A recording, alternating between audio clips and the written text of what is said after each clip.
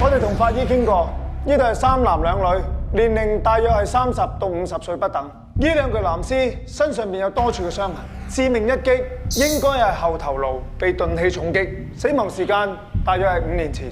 其餘2女1男身體冇表面傷痕，係窒息致死嘅，而死亡時間大約係6年前。仲有個共通點，就係佢哋都係患有癌腫瘤。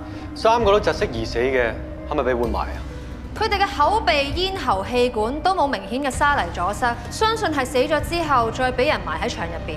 屍體冇腐化，反而變咗乾屍，會唔會有人想做木乃伊啊？未必，做木乃伊要將所有嘅內臟挖晒出嚟，進行防腐處理，之後再用麻布包住整個身體，個過程複雜好多。屍體冇被解剖過，佢哋身上邊有大量嘅石灰，而且外層被水泥覆蓋，水分被隔絕。如果埋屍嘅時間係夏天嘅話，天氣熱，屍體水分蒸發得咁快，就會製造到乾屍嘅效果。呢5個人究竟有啲咩關係呢？法醫會再做 DNA 嘅對比，睇下佢哋有冇親屬關係。另外，佢哋會檢測一下癌腫瘤嘅性質同埋階段，有進一步嘅結果會通知我哋。大家做嘢。有。長官，唔該。嗰5條乾屍就喺呢度跌出嚟。呢度仲有個凹位，會唔會有第6個受害者？或者兇手以為佢死咗，其實佢仲未死，然後自己爬翻出嚟。有冇可能係野人？但佢都可能係兇手。佢精神有問題，你睇下四周圍亂七八糟，佢連自理能力都冇，真係可以製造到乾屍？醫生同佢檢查過，話佢嘅頭部曾經受硬物嘅重擊，有可能導致失憶變痴呆。6年前有3個人喺度窒息死亡，跟住俾人埋咗喺牆度。1年之後又有2個人被重擊死亡。你仲記唔記得神秘訊息嘅錄音同埋你哋嘅噩夢？6年前有2女1男，唔知咩原因俾人帶咗嚟呢度，然後殺死咗。而殺人嘅方法同我夢見嘅一樣。受害人因為太過痛苦，牆上邊呢啲就係佢哋掙扎過嘅痕跡。而雙雙夢見嘅就係手指滲血同埋指甲找刮嘅聲音。但係可能有人半途唔小心，又或者唔知咩原因，俾其中1個受害人走甩咗。嘉莉發夢俾人追，仲好似聽到人念經。兇手喺度殺完人之後，就被處理屍體。至於點解要咁做，只有兇手先知。呢單案1年之後，又有2個男人俾人帶咗嚟呢度謀殺，然後製成埋乾屍。2單案會唔會有關聯？會唔會係內兇？你嘅意思係兇手唔單止係1個人，甚至可能係呢2個死者？唔止，我哋忽略咗一個好重要嘅人。野人。我有個諗法，你睇合唔合理？假設佢哋3個人互相廝殺，而野人最終都係被活埋嘅話，咁現場就一定有第4者。以你嘅假設，野人唔單止係兇手，亦都係受害者。如果係咁，你懷疑野人係第6個受害者，佢大難不死喺個凹位度爬翻出嚟，咁就成立。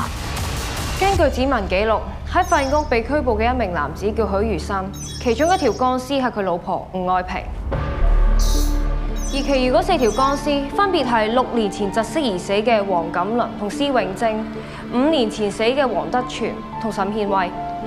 黃錦麟同黃德全係父子關係，施永貞同沈憲威係夫妻。佢哋嘅家庭背景呢？冇其他嘅親人，佢哋一樣喺6年前變賣晒啲資產，取消晒所有銀行戶口，好似一早計劃好要喺呢個世界上消失一樣。呢3組家庭都有一個共通點，就係每組家庭都有一個成員身懷絕症。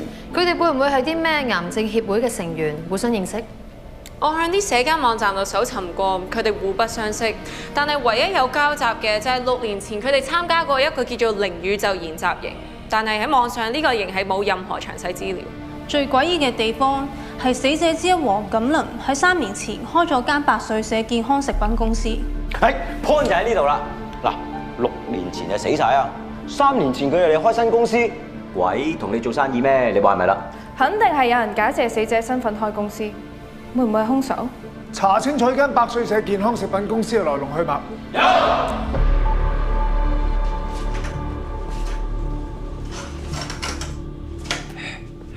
許如生，我哋冇事，交俾我哋。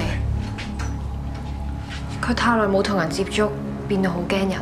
佢襲擊你係為咗保護自己，係動物嘅本能。咁樣好難落口供嘅喎。要爭取佢嘅信任，令佢放低警戒心。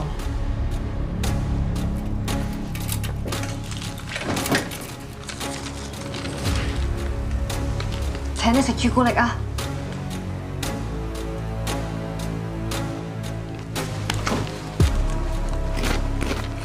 如果你肯答我嘅問題，我全部俾晒你啊！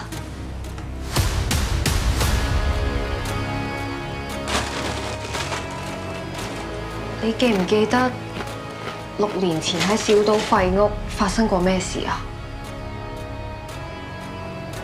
點解你會受傷嘅？知唔知邊個殺咗你太太啊？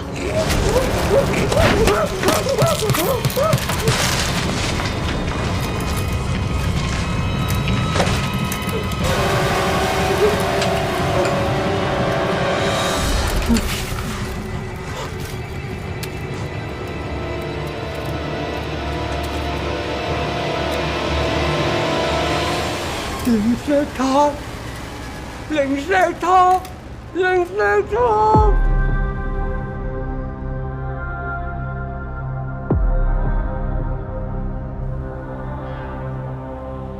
萬劫重生，萬劫重生，萬劫重生，萬劫重生，萬劫重生。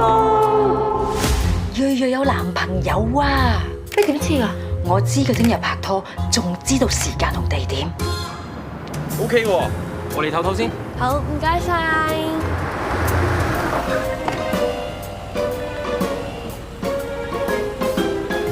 哦，原來唔係拍拖。唔好意思啊，我哋個男 model 換緊裝，攝影師想問下你可唔可以幫手？喂，準備好我哋開始咯。哥仔試下唔好咁硬啊，放鬆少少係啦。唉，瑞瑞喺日記仲話，佢心目中嘅男神係身高180 cm， 仲要係身形健碩、黑黑實實嘅成熟型男。唔通瑞瑞真係中意 Grandpa？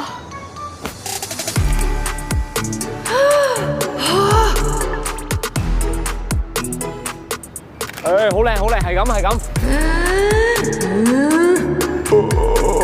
兩位試下動作再親密少少。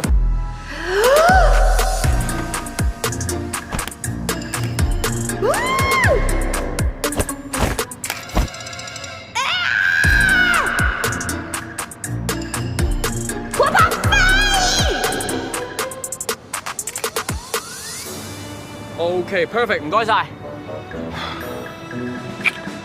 喂 ，Thank you kiss。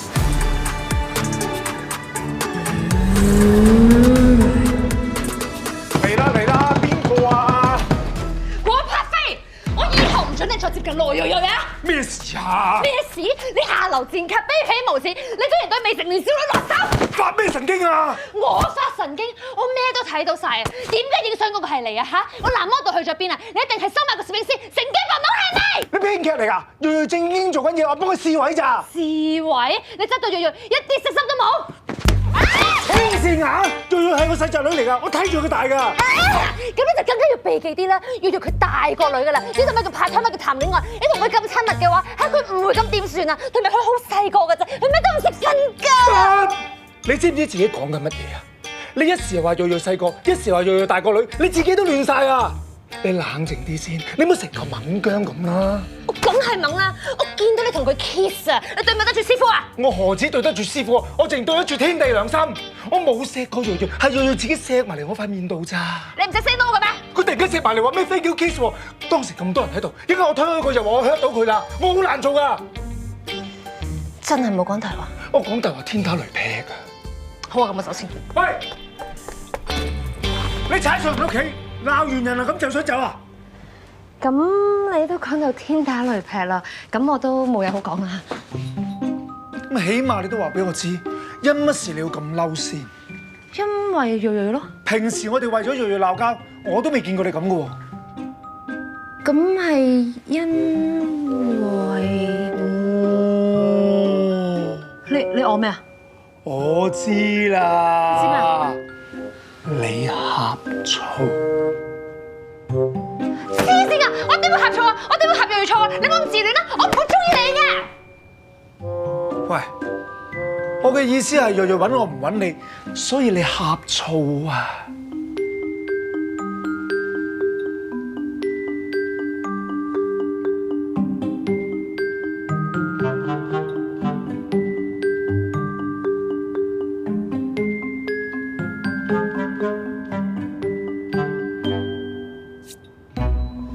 我對你一啲感覺都冇。